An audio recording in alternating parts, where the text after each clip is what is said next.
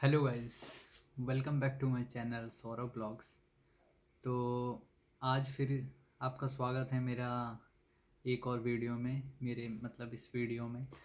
तो जहाँ पर मैं आपको कुछ लॉजिक फैक्ट्स बताने वाला हूँ यूके के बारे में, जो लोग आ रहे हैं और जो लोग इंडिया में सोचते हैं यूके के बारे में आने के लिए, means like sponsorship and all. मैं हॉस्पिटैलिटी सेक्टर की बात करना चाहता हूँ आज।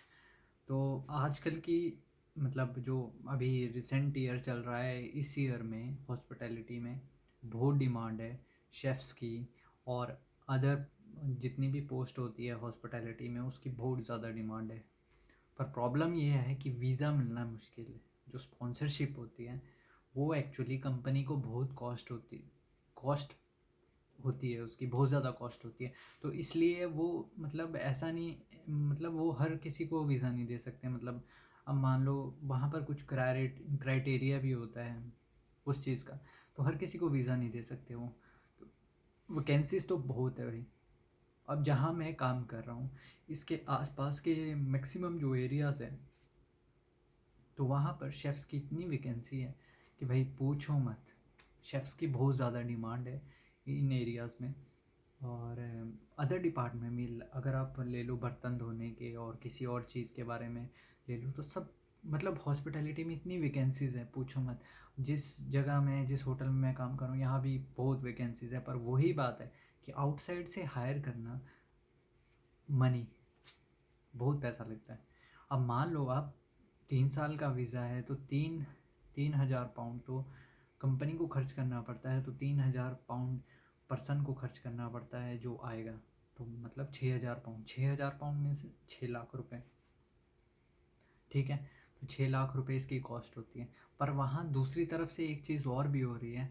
मैंने कई एजेंट्स ऐसे भी देखे हैं जो कई लोगों को वीज़ा दिलाते हैं 5-5 लाख रुपए में, ठीक है। 5-5 लाख रुपए में वीज़ा दिलाते हैं 3 साल का। पर उसमें क्या होता है, वो 2 लाख कमीशन खा जाते हैं और 3 लाख वो लोग मतलब जो NHS फीस होती है, जो भी होता है वो पर्सन की NHS फीस होती है। पर जो सर्टिफिकेट होता है वो कंपनी खुद स्पेंड करती है वो पैसा। पर जो एजेंट होते हैं वो पैसा खा जाते हैं। क्योंकि मैंने रिसेंट ये चीज़ बहुत ज़्यादा चेक किया है। मेरे 2-3 मेरे नोन पर्सन है जो यूके आना चाहते हैं, पर मैंने उनको एजेंट के थ्रू करवाई बात। तो वो लोग ऐसे ऐसे बोलने लगे कि इतना पैसा लगेगा। तो भाई मैं जब आया तो मैंने तो भाई जो भी प्रोसेस किया मैंने खुद किया। मेरे को कंपनी ने सर्टिफिकेट प्रोवाइड करवाया, अप्लाई मैंने खुद किया। पर मेरे को खुद पता है कि कितना पैसा लगता है, ठीक है। पर वो मतलब जो एजेंट था वो मेरे को ऐसा बोलने लगा कि मतलब मैं तो हेल्प मांगी कि ऐसे ऐसे एक बंदा है, उसको आप जॉब दिला सकते हो। तो वो बोला मैं मिडल मैन का काम नहीं करता हूँ, और जो कैंडिडेट होगा वो मेरे को डायरेक्ट कांटेक्ट करेगा। तो मैंने कैंडिडेट को डिटेल भेज दी, कैंडिडेट ने उसके साथ बातचीत की, तो वो बोलता है 6 लाख रुपए लगेंगे। तो मैंने बोला भाई 6 लाख रुपए किस चीज़ के भाई हैं। तो तो मतलब 3 लाख उसकी कमीशन थी, 3 लाख वो वहाँ स्पेंड करेगा। तो ये जो अमाउंट होता है ये भी बहुत ह्यूज अमाउंट है। और सैलरी भी, चलो सैलरी तो अच्छी होती है, बंदा मतलब 2-3 महीने में वो चीज़ रिकवर कर लेता है। पर इतना भी बहुत ज़्यादा होता है। यहाँ पर जो स्पॉन्सरशिप सर्टिफिकेट होते हैं वो 8-9 लाख रुपए में बिकते हैं, मैंने ऐसा भी सुना है। तो भाई जॉब्स बहुत ज़्यादा है, बहुत ज़्यादा जॉब्स है। पर वही दिक्कत है कि स्पॉन्सरशिप नहीं मिलती है, बहुत डिफ़िकल्ट है स्पॉन्सरशिप मिलना। क्योंकि अब मान लो स्पॉन्सरशिप भी बाहर से किसी अरे गरे बंदे को तो उठा के लाएंगे नहीं, ठीक है। ये किसी पे ट्रस्ट भी नहीं कर सकते ना। मान लो मैं यहाँ मतलब ओनर हूँ किसी कंपनी का, और मैं CV चेक कर रहा हूँ ऑनलाइन जाके। कई कई चांसेस में ऐसा भी होता है कि फेक CVs भी होते हैं। फेक CVs मतलब बंदा है जो फेक CV बना देता है, फेक एक्सपीरियंस उधर लिख देता है। तो क्या होता है कि बंदा जब इधर आएगा तो उसको किस चीज़ की नॉलेज नहीं होगी। तो इस वजह से कंपनियां एजेंट के थ्रू जाती है हायर करने डायरेक्ट की बजाय, ठीक है। तो बहुत ही कम चांसेस होते हैं इन चीज़ों के, मतलब जब कोई कंपनी डायरेक्ट हायर कर दे या लिंक्डइन के थ्रू या इंडीड के थ्रू। बहुत मे बी 50 में से या 100 में से मे बी 10% चांसेस हो गए कि बंदों को लिंक्डइन या इंडीड के थ्रू कंपनीज हायर कर लें। तो ये तो हॉस्पिटैलिटी की बात है। तो वर्क वाइज अगर इंडिया और यूके का कंपैरिजन कर किया जाए वर्क से रिलेटेड हॉस्पिटैलिटी का, तो काफ़ी डिफरेंस है।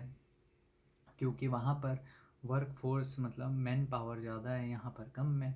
तो यहाँ पर जो काम होता है वो मतलब सारा काम करना पड़ता है।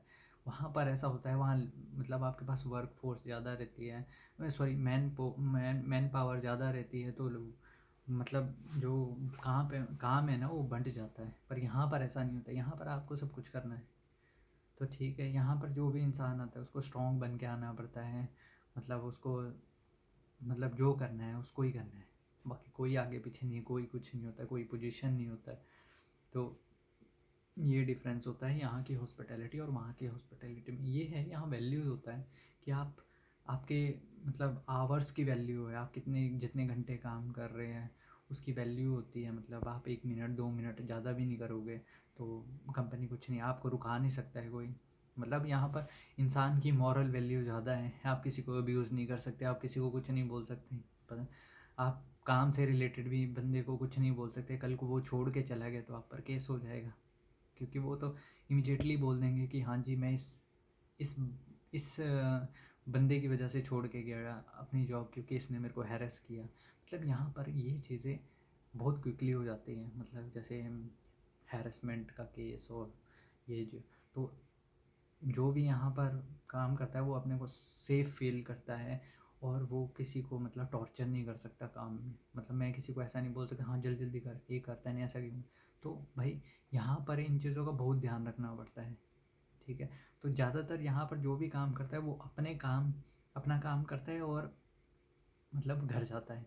तो वो ही बेस्ट चीज़ होती है यहाँ पर, बाकी कुछ नहीं होता यहाँ। लड़ाई झगड़े कम ही होते हैं वर्क प्लेस में। ये चीज़ मैंने बहुत नोटिस की है, और इंसान अपने काम पे ज़्यादा ध्यान देता है rather than interfering in the work of other people.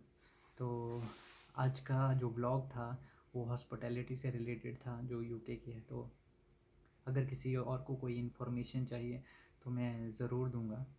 So take care, bye bye. Please subscribe my channel and please follow me on Instagram. So my ID is Saurav Thakur 38. Please.